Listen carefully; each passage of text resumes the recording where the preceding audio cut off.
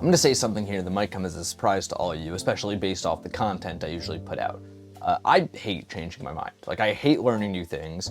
I hate having to reevaluate my perspective on something. Few things I dread more than learning something new, especially when you're about to learn something new that you know is going to change your mind on something. When you are talking to a guy that you know is a million times smarter than you, which is a situation I tried to find myself in, and then you say, I think this thing, and they go, I think you're wrong because, and you know they're about to completely reevaluate perspective, you're going to have to think about it for the next week. I hate that feeling. I hate it so much. You know what it feels like to me? It feels like the fact that you have a warehouse. You have a great, beautiful warehouse, and you put a ton of time in to rearranging every box in this warehouse to be absolutely perfect. You have all them fit in their neat little trunks, and you're constantly running around. You know, you wake up, you run around, you put every little trunk and box in the right place, so they're perfectly square. You're playing the most beautiful game of Tetris of all time, right?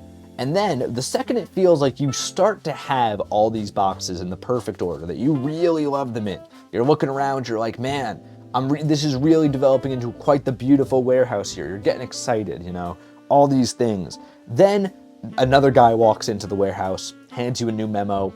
He goes, hey, the way you're rearranging these boxes, boss hates it. You got to redo the whole thing. Right? This is new information coming in. This is the new owner's manual coming in, and now you got to redo the whole warehouse.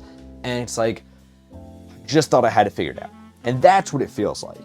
Of course, there's sort of, outside of the little hyperbole, whatever that word is, outside of the little hyperbole, exaggeration, we'll just say exaggeration because we're humans here. We're not freaks. The little exaggeration that I started this episode with, there's obviously the other side of this, like, I do it still. I think we all kind of in one way or another have this process. I don't know. This is something I've talked to my friends about recently, because I was wondering, sometimes like before I come here and talk about a topic on Paint Talk, I'll like talk to my friends about it. Like, let's say I was on the phone with a friend an hour ago. If I know like I have something written down that I want to talk about that day, I'll mention it to them, be like, what do you think about that whole thing? Just to like see, how unique of a position is this to find myself in?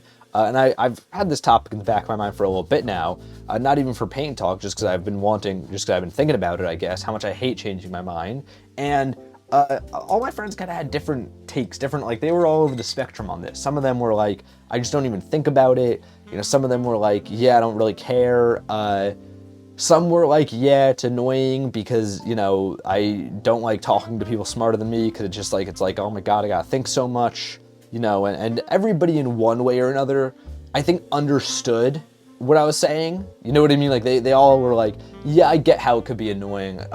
So I hope this isn't me just completely saying something. I guess nobody's that unique. I'm sure everybody can relate to this in one form or another.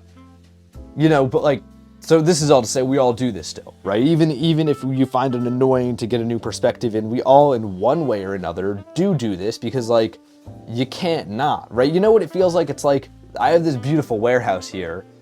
It'd be a waste of this warehouse if I just organized these boxes one way and just took 5 for the rest of my life.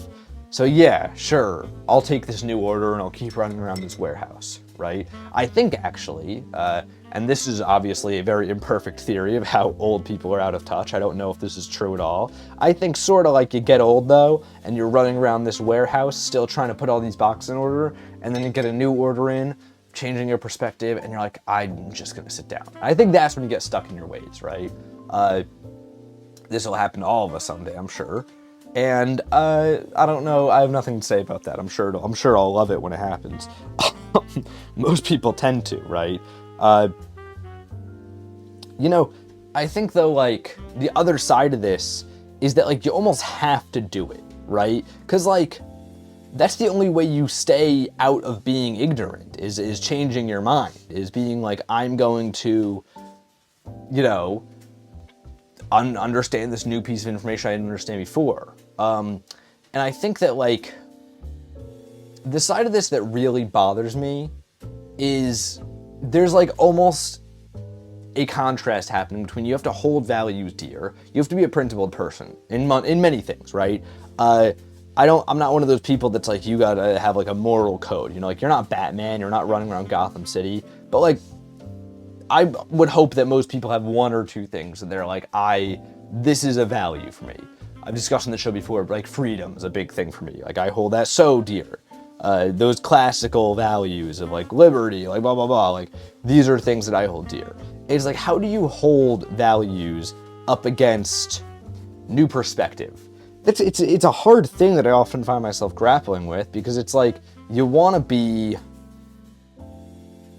it's almost like you want to have a well-informed perspective on things. You want to be smart, and you want to make sure that you're not even that you want to be smart, you just want to stay, you don't want to be ignorant, rather, right? I think that's a big distinction to be made, actually, because I think when you say something like this, the inference is like, I think I'm some intellectual who's constantly processing new info.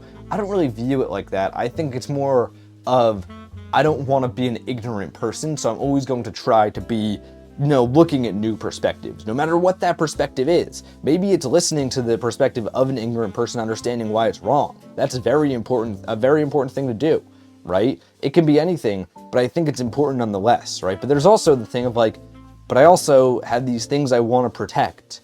And I mean, we've all seen this happen where somebody is maybe a very smart person, maybe they are constantly rearranging their warehouse, but they have that one value that is in there, and then the new order comes in and it conflicts with that value.